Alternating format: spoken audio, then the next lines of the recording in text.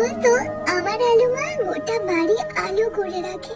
তখন একবারের জন্যও মনে হয়নি যে আমি তো আলো নই, আসলে আমি কালো।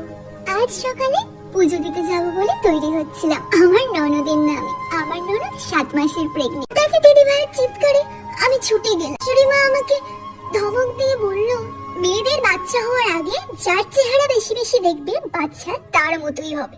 আমি চাই না আমার মেয়ের সন্তানের রং তোমার মতো। চোখ থেকে জানি না কেন জল পড়তে লাগলো। সবাই মিলে দিদি ভাইকে নিয়ে হাসপাতালে গেল। রয়ে গেলাম শুধু।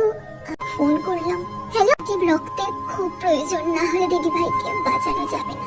আমি রক্ত দেওয়ার জন্য বিছানায় শুয়ে পড়লাম। কানে ভেসে এলো, কালো মানুষের রক্ত দেওয়ার ফলে যদি বাচ্চা। রক্তের মধ্যে কালো মানুষ আর ফর্সা মানুষের ভেদাভেদ কি?